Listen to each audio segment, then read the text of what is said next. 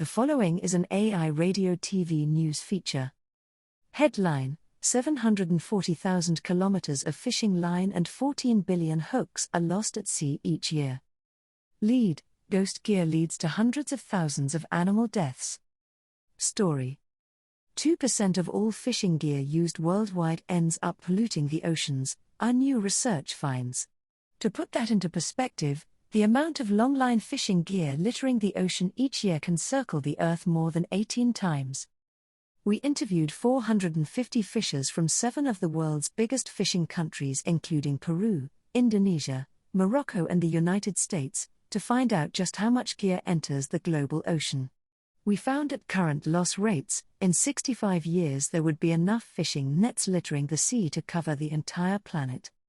This lost fishing equipment, known as ghost gear, can cause heavy social, economic, and environmental damage. Hundreds of thousands of animals are estimated to die each year from unintentional capture in fishing nets. Derelict nets can continue to fish indiscriminately for decades. Our research findings help highlight where to focus efforts to stem the tide of fishing pollution. It can also help inform fisheries management and policy interventions from local to global scales. 14 billion longline hooks litter the sea each year. The data we collected came directly from fishers themselves. They experienced this issue firsthand and are best poised to inform our understanding of fishing gear losses. We surveyed fishers using 5 major gear types: gill nets, longlines, purse seine nets, trawl nets, and pots and traps.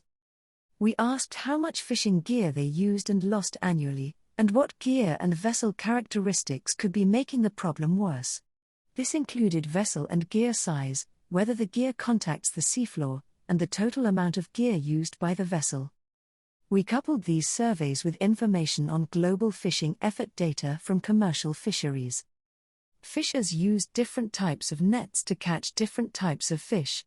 Our research found the amount of nets littering the ocean each year include 740,000 kilometers of longline mainlines, nearly 3,000 square kilometers of gill nets, 218 square kilometers of trawl nets, 75,000 square kilometers of purse seine nets.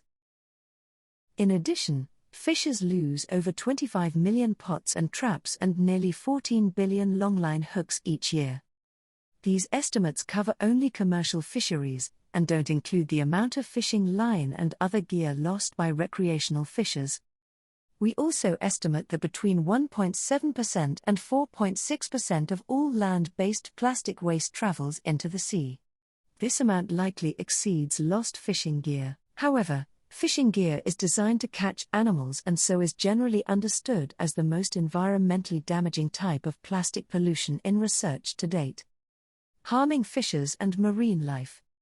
Nearly 700 species of marine life are known to interact with marine debris, many of which are near threatened. Australian and US research in 2016 found fishing gear poses the biggest entanglement threats to marine fauna such as sea turtles, marine mammals, seabirds, and whales. Other marine wildlife including sawfish, dugong, hammerhead sharks, and crocodiles are also known to get entangled in fishing gear. Other key problematic items include balloons and plastic bags. Lost fishing gear is not only an environmental risk, but it also has an economic impact for the fishers themselves. Every meter of lost net or line is a cost to the fisher, not only to replace the gear but also in its potential catch.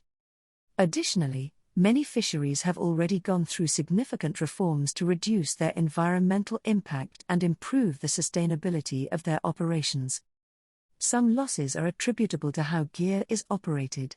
For instance, bottom trawl nets, which can get caught on reefs, are lost more often than nets that don't make contact with the sea floor. The conditions of the ocean can also make a significant difference. For example, fishers commonly reported that bad weather and overcrowding contributes to gear losses. Conflicts between gears coming into contact can also result in gear losses, such as when towed nets cross drifting longlines or gill nets. Where fish are depleted, fishers must expend more effort, operate in worse conditions or locations, and are more likely to come in contact with others' gear. All these features increase losses. What do we do about it? We actually found lower levels of fishing gear losses in our current study than in a previous review of the historical literature on the topic. Technological improvements, such as better weather forecasts and improved marking and tracking of fishing gear, may be reducing loss rates. Incentives can further reduce losses resulting in ghost gear. This could include buyback programs for end-of-life fishing gear, reduced cost loans for net replacement, and waste receptacles in ports to encourage fishers to return used fishing gear. Technological improvements and management interventions could also make a difference, such as requirements to mark and track gear, as well as regular gear maintenance and repairs.